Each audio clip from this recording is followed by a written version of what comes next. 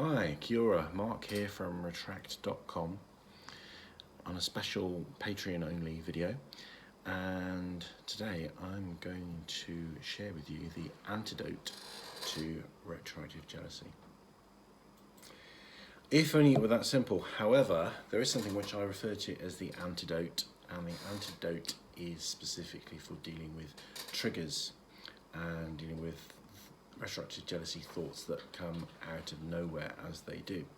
So this is a technique to be applied every time you get a thought related to retroactive jealousy. So we all know, or hopefully we all know, that it's never a good idea to engage with those thoughts, to start to ruminate, to start to add thought to thought and rationalize and try and work things out in your head, because that's the worst possible thing you can do. That will make it worse. So what do?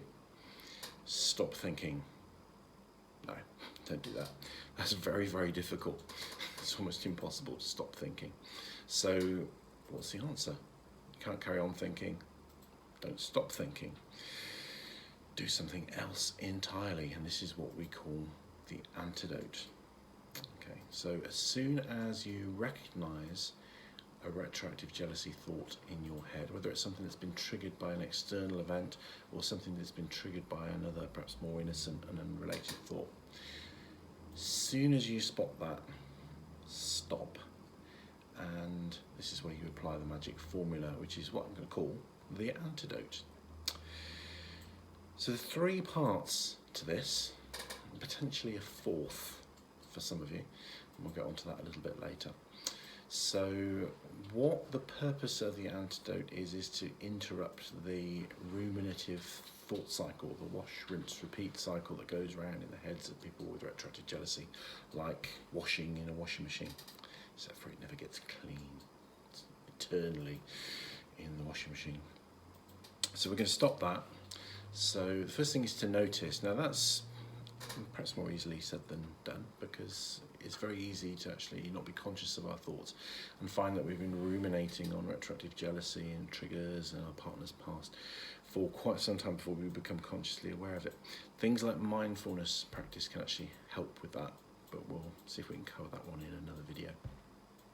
That's what I'd like to do.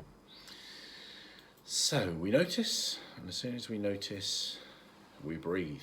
Well, I'm already breathing, Mark.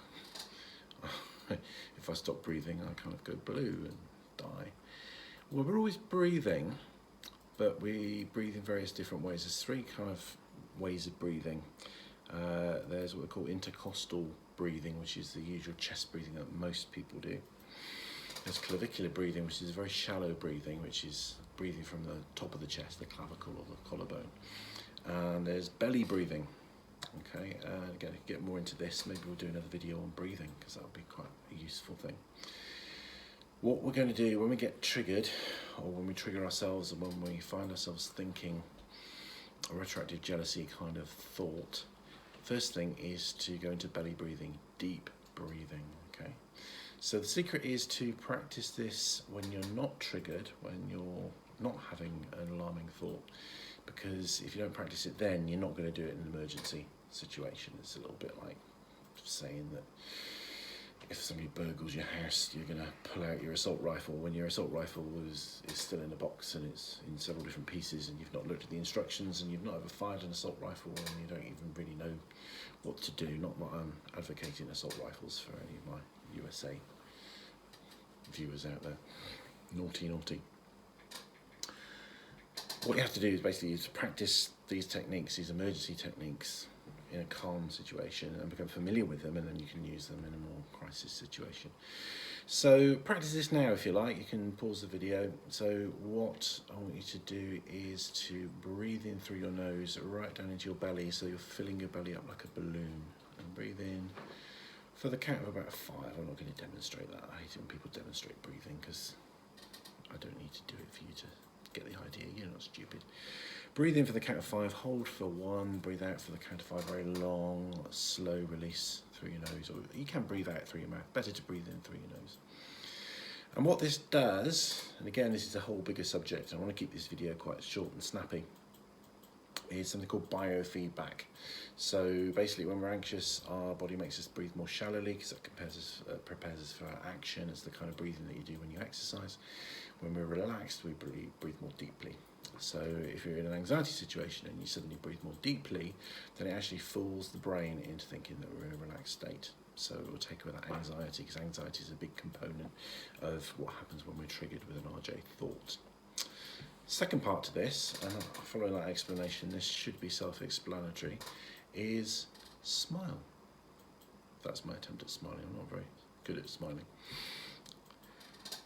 Again, same principle. It sends a message to the brain that things must be okay. And things are okay, because the RJ thought is just our minds going crazy. And this brings us on to the third vital component of the antidote, and that is the affirmation, or the self-statement, whatever you want to call it, is come up with a very short, snappy, pithy phrase that you can say to yourself that reminds you that everything is okay and that this is just a product of your mind. So it could be something like, oh, this is just my crazy mind. This isn't even something real. I'm okay, this is just my head playing tricks on me. It's important to spend a little bit of time working out what phrase you're going to use. It has to be meaningful for you. I could give you a whole list of phrases. I've got a list of affirmations actually, which we'll put on the website at some point. But it's important to find the exact words that ring true for you. And it has to be very short. And the reason it has to be very short is you might need to apply this hundreds and hundreds of times, and in quite difficult situations when you're with other people and you're in the middle of a conversation. So it can't be anything long and convoluted. So you're going to breathe, you're going to smile. If it's appropriate to smile, you might not want to smile if you're in the middle of a funeral service. And if it's appropriate to smile, you're going to smile. And then say that phrase in your head. And then if the retroactive jealousy thoughts come back in, which they probably will, just say that phrase again and again and again and again, ad nauseam. This is a phrase you're going to have to say to yourself an awful lot for quite a long time before you get benefits. And then you'll start to get benefits, and then when you start to get the benefits, you probably experience what they call the flight into wellness, where you stop doing it. Don't stop doing it. Keep doing it for quite some time after the symptoms get better. And then what you'll find as well, this is a known thing about retroactive jealousy, is after a period of recovery, that's my colleague coughing over there in the distance, by the way. Excellent therapist, but can't keep quiet. And it's put me off my stroke now. Where was I? Yeah, so retroactive jealousy, when it starts to improve, and then what tends to happen is there are relapses and minor triggering events. So you have to keep going right the way through that. So you have to keep going right through the difficult bit, right through recovery, and beyond recovery and into the occasional triggers that occur. And just lastly, because I want to keep this video quite short, we can expand upon any of these points, and if you want me to go over anything, just let me know and I'll shoot another video, is if you are of a religious disposition, then this is a great asset. Now don't panic, I'm not going to start to evangelise, because I don't come from a particular religious perspective at all, and I'm very respectful of people's differences and people's choices. So it's fine to be atheist in my book, it's fine to be anything. If you happen to follow a religious path or a spiritual path, this can be a great asset, because part of your affirmation can actually be to hand over the problem to a higher power. This is a 12-step concept, and we'll see my video on 12 steps as well. So if, for example, you are a Catholic, then what you can do, you can ask for Jesus to take away those thoughts, or you can ask for Mother Mary to take away those thoughts, or actually you can ask for Saint Elizabeth of Hungary to take away those thoughts, because she is the Roman Catholic patron saint of jealousy. And if you're a Hindu, you can ask the Durga, because the Durga has particular influence over jealousy. So, but whatever your religion is, whatever your spiritual path is, it doesn't matter. You know, you might be a Satanist. Ask Satan to take away your.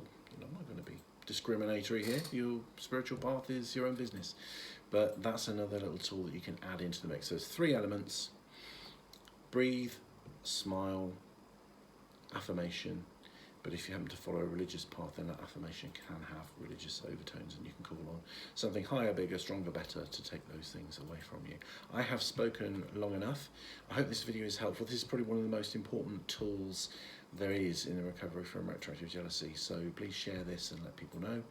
And I will talk to you again soon. All the best.